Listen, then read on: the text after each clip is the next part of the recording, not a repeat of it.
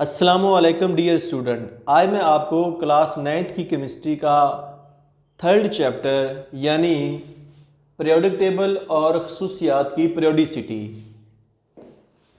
Periodic table and periodicity of properties का पहला introductory lecture deliver करने जा रहा हूँ। इस लेक्चर के अंदर मैं आपको सिखाऊंगा कि पीरियोडिक टेबल क्या होता है, ग्रुप्स और पीरियड में क्या फ़र्क है, डोब्रेनर के ट्राइएड से क्या मुराद है, न्यूलैंड्स के ऑक्टेव से क्या मुराद है, मेंडलीव का पीरियोडिक टेबल क्या है और जदीद पीरियोडिक टेबल क्या है। तो आइए चलते हैं। अब सबसे पहले जानते हैं कि पीरियोडिक टेबल से क्या मुराद है। पीरियोडिक टेबल एक ऐसा टेबल जिसमें एलिमेंट्स को बढ़ते हुए एटॉमिक नंबर के लिहाज से ग्रुप्स और पीरियड में तरतीब दिया गया हो, ऐसे टेबल को हम कहते हैं पीरियोडिक टेबल। अब आपके सामने मैं इसकी डेफिनेशन लिखूंगा ताकि आपको याद हो और आसानी के साथ एग्ज़ाम के अंदर आप इसको लिख सकें। ऐसा टेबल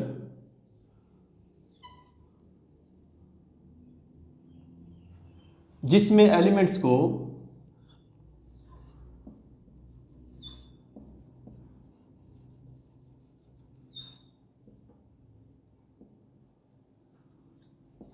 को बढ़ते हुए एटॉमिक नंबर के लिहाज से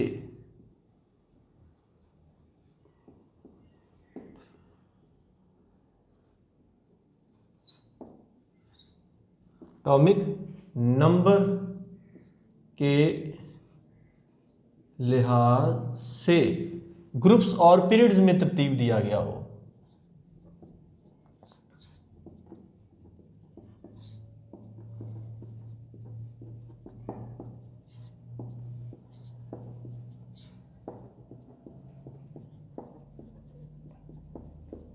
ऐसे टेबल को हम कहते हैं पीरियोडिक टेबल। अब आपको पता है कि तकरीबन 118 एलिमेंट दरियाफ्त हो चुके हैं, तो साइंटिस्ट के लिए ये सबसे बड़ा मेजर इशू था कि इसको इन 118 एलिमेंट्स को तरतीब कैसे दिया जाए, किस तरह इनको अरेंज करें, इनकी खसूसियत के लिहाज से करें, एटॉमिक नंबर के लिहाज से करें, एटॉमिक मास के लिहाज से करें। तो फिर सोचा ये गया कि एलिमेंट को उनके बढ़ते हुए एटॉमिक नंबर के लिहाज से तरतीब दिया जाए, क्योंकि अगर एटॉमिक मास के लिहाज से तरतीब दिया जाता है तो मुख्तलिफ प्रॉब्लम्स क्रिएट होते हैं, जैसा कि एसोटोप का प्रॉब्लम है जिसमें एलिमेंट का एटॉमिक नंबर सेम होता है, मैस नंबर डिफरेंट होता है। अगर मैस नंबर डिफरेंट है, जैसा कि हाइड्रोजन के 3 एसोटोप है, प्रोटियम, ड्यूटियम, ट्रिटियम, अगर मैस नंबर के लिहाज से तरतीब देंगे तो 3 अलग अलग ग्रुप्स हमें दरकार हैं। इस तरह मुख्तलिफ एलिमेंट के मुख्तलिफ एसोटोप होते हैं। तो फिर बाद में जो जदीद पीरियोडिक टेबल बनाया गया, जिसकी भी हम बात करेंगे, वो एटॉमिक नंबर के लिहाज से था, जिससे तमाम प्रॉब्लम सॉल्व हो गए। तो अब हम बात करते हैं कि ये जो ग्रुप्स और पीरियड है, इससे क्या मुराद है। पीरियोडिक टेबल में जो अमूदी कॉलम होते हैं उनको हम ग्रुप्स कहते हैं, और जो हॉरिजॉन्टल रोज होती हैं, उफ़क़ी कतारें होती हैं, उनको हम पीरियड्स कहते हैं। तो यूँ मैं इनको डिफाइन करूँगा। पीरियोडिक टेबल में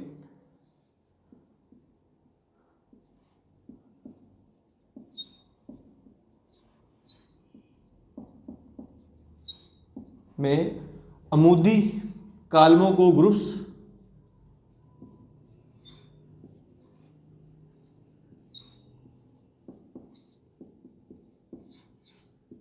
और उफ़क़ी कतारों को पीरियड्स कहते हैं।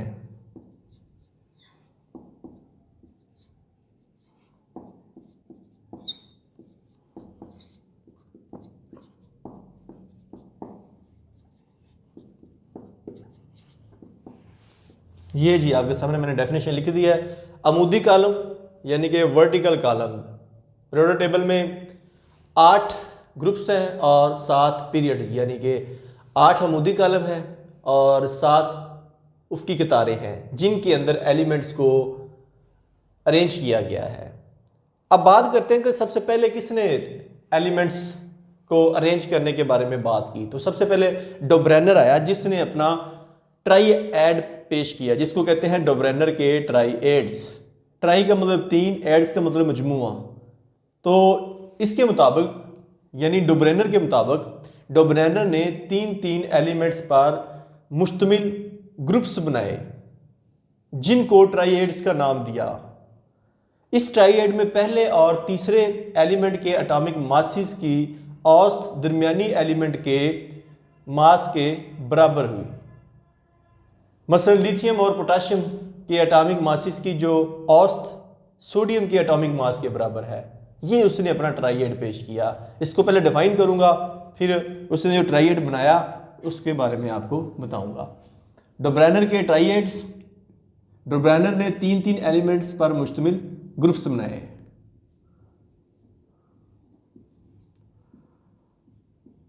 डोब्रेनर ने 3-3 एलिमेंट्स पर मुश्तमिल ग्रुप्स बनाए।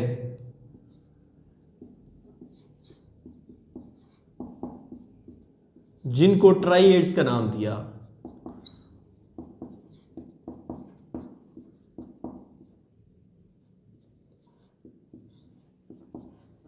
दिया। इस ट्राइएड में पहले और तीसरे एलिमेंट्स के एटॉमिक मासेस की औसत, इस ट्राइएड्स इन तीन का जो मजमूआ था उसमें जो पहला और तीसरा एलिमेंट था, पहले और तीसरे एलिमेंट के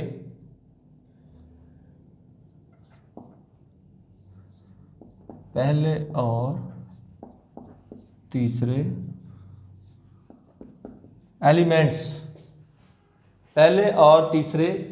एलिमेंट्स के एटॉमिक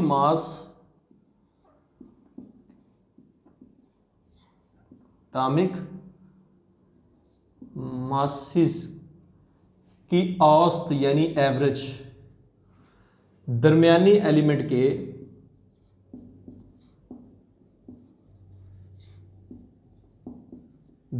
एलिमेंट के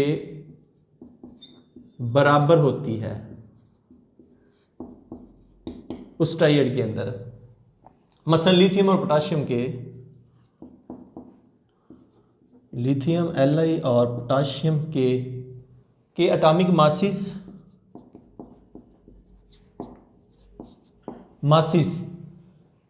लिथियम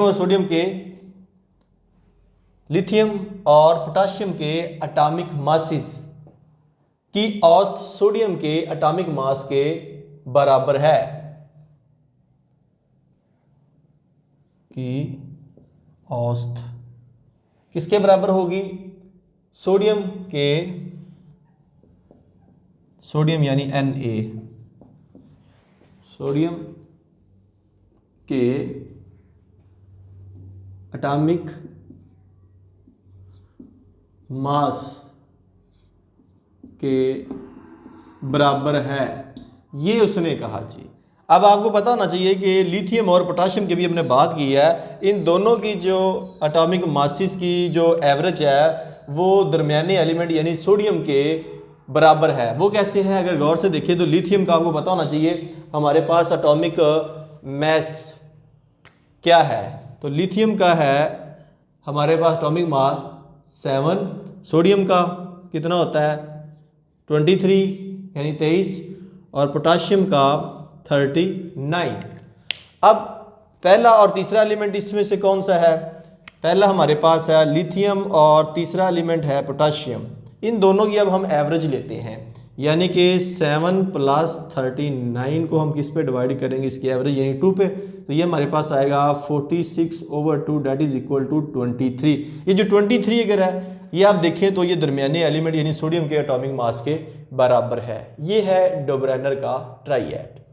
अब हम बात करते हैं नेक्स्ट न्यूलैंड्स के ऑक्टेव के बारे में। ऑक्टा 8 को कहते हैं। न्यूलैंड एक साइंटिस्ट है जिसने एलिमेंट्स को अरेंज करने के हवाले से अपना लॉ ऑफ ऑक्टेव पेश किया। अब इसने कहा कि अगर एलिमेंट्स को उनके बढ़ते हुए एटॉमिक मासेस के लिहाज से तरतीब किया जाए तो ऑक्टेव के हर 8वें एलिमेंट की खसूसियत पहले एलिमेंट के साथ मिलती है। मसलन सोडियम की खसूसियत लिथियम से मिलती है और मैग्नीशियम की खसूसियत बेरिलियम से मिलती है। न्यूलैंड्स ने इन खसूसियात का मुवाजना मौसीकी के सुरों से किया जो सारे गामा पादा नि सारे हैं। तो इस मौसीकी की सुरों में जो पहली साउंड थी, पहली आवाज़ थी, उसकी खसूसियात डायरेक्ट 8वीं से मिलती थी, दूसरी की 9वीं से, और तीसरे की 10वीं से मिलती जुलती है। तो इसको मैं यूँ डिफाइन करूँगा, न्यूलैंड के ऑक्टेव को यूँ लिखूँगा कि अगर एलिमेंट को उनके बढ़ते हुए एटॉमिक मास के लिहाज से तरतीब दिया जाए, अगर एलिमेंट्स को उनके बढ़ते हुए एटॉमिक मासिस के लिहाज से तरतीब दिया जाए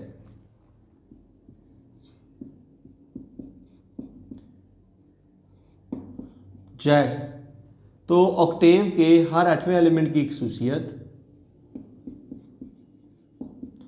ऑक्टेव के हर 8वें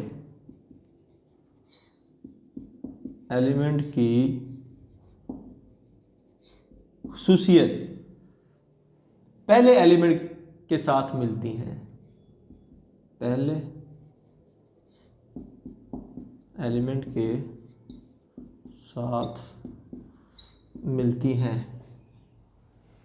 तो इसकी सिंपल आपको जो उसने म्यूज़िक के साउंड से, उसकी म्यूज़िक की नोट से आवाज़ों का जो ये सिलसिला निकाला कि किस तरह आवाज़ें मिलती हैं, उसी से उसने ये अपना लॉ ऑफ ऑक्टेव पेश किया।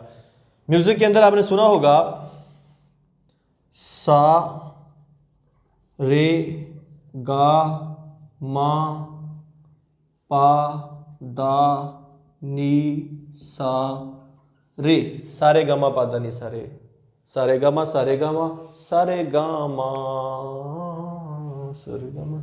तो ये आप गौर से देखिएगा, तो ये मेरे पास है पहली आवाज़, दूसरी, तीसरी, चौथी, 5वीं, 6ठी, 7वीं, 8वीं और 9वीं। अब आप गौर से अगर देखें तो पहली की 8वीं आवाज़ किससे मिलती जुलती है, अगर आप देखें आप, तो ये वो पहली सी, यही हमने बात की थी कि अगर एलिमेंट को उनके बढ़ते हुए एटॉमिक मासेस के लिए ऐसा तरतीब दिया जाए तो ऑक्टेव के हर 8वें एलिमेंट की खसूसियत पहले एलिमेंट के साथ। अब इसी तरह 9वें की अगर आप देखिए रे है, तो इधर आप अगर 9वां एलिमेंट, 9वीं आवाज़ देखें तो वो भी रे है। तो इस तरीके से न्यूलैंड ने अपना ऑक्टेव, लॉ ऑफ ऑक्टेव पेश किया। नेक्स्ट चलता हूँ मैनलीव का पीरियोडिक टेबल। तो ये मैंने दो लिखे हैं, एक मैनलीव का पीरियोडिक टेबल है और एक जदीद पीरियोडिक टेबल है। तो सबसे पहले ये मैनलीव ने अपना टेबल पेश किया था जिसे मैनलीव पीरियोडिक टेबल कहते हैं। मैनलीव ने एलिमेंट्स को बढ़ते हुए एटॉमिक मासेस के लिहाज से तरतीब दिया, तो बाकायदा वक्फों के बाद एक जैसी खसूसियत रखने वाले एलिमेंट्स एक ही ग्रुप में पाए गए। यानी कि मैं इसको कुछ इस तरह लिखूंगा कि मैनलीव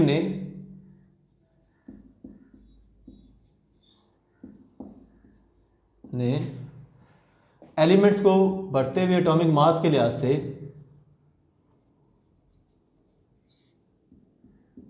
एलिमेंट्स को उनके बढ़ते हुए एटॉमिक मासेस के लिहाज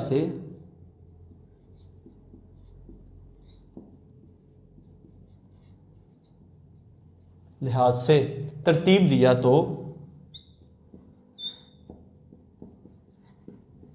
तो बाकायदा वक्फों के बाद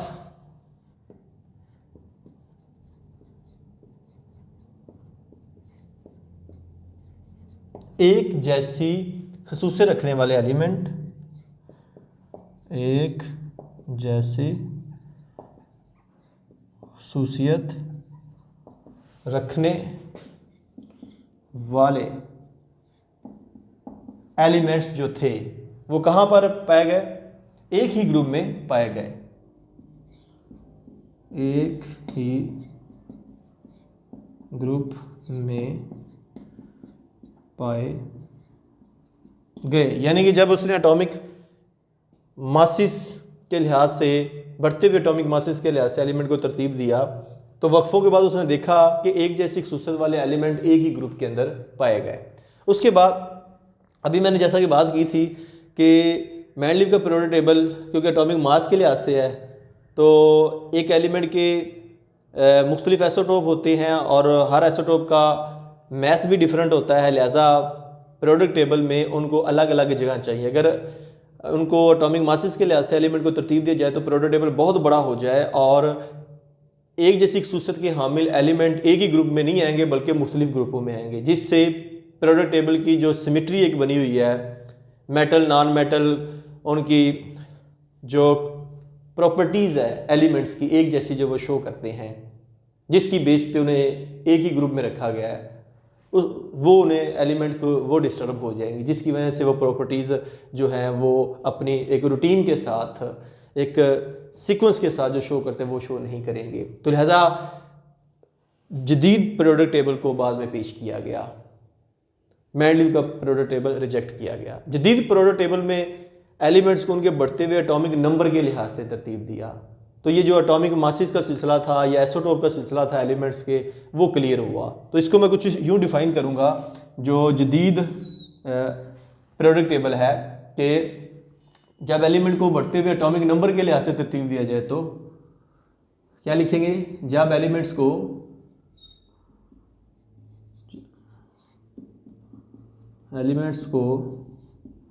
उनके बढ़ते हुए एटॉमिक नंबर के लिहाज से तरतीब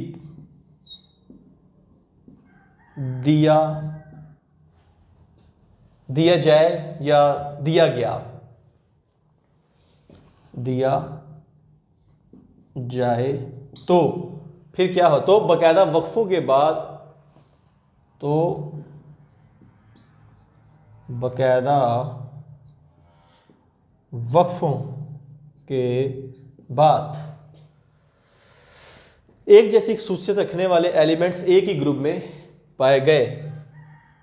एक जैसी खसूसियत रखने वाले एलिमेंट्स एक ही ग्रुप में पाए गए। ये है जी जदीद पीरियोडिक टेबल, जो कि एटॉमिक नंबर के लिहाज से है। तो ये आज का मेरा टॉपिक था कि पीरियोडिक टेबल की कुछ बेसिक टर्म्स के बारे में आपको बताना, वो मैंने आपसे स्टेप बाय स्टेप डिस्कस किए हैं। तो उम्मीद करूँगा कि आज के इस टॉपिक की आपको मुकम्मल तौर पर समझ आ चुकी होगी। अगर आपके ज़हन में कोई क्वेश्चन हो तो इस वीडियो के नीचे जो कमेंट बॉक्स है वहाँ पे अपना क्वेश्चन पुट कीजिए। अगर वीडियो पसंद है इसे लाइक करें, अपने दोस्तों के साथ शेयर करें, ताकि जिस तरह आपने घर बैठे ये बेसिक टर्म सीखी हैं पीरियोडिक टेबल के हवाले से, आपके दोस्त भी सीख सकें। और अगर आप चाहते हैं कि डेली बेस पे ये वीडियोस लेक्चर्स आपको घर बैठे फिजिक्स केमिस्ट्री बायोलॉजी के और प्रैक्टिकल्स की वीडियोस मिलें, तो इस चैनल को सब्सक्राइब करें, ताकि डेली बेस पे जो लेक्चर मैं अपलोड करूं उसका नोटिफिकेशन आपको मिल जाए। तो नेक्स्ट वीडियो तक आपसे इजाज़त चाहूँगा। अपना बहुत ज़्यादा ख्याल रखिएगा। अल्लाह हाफिज़।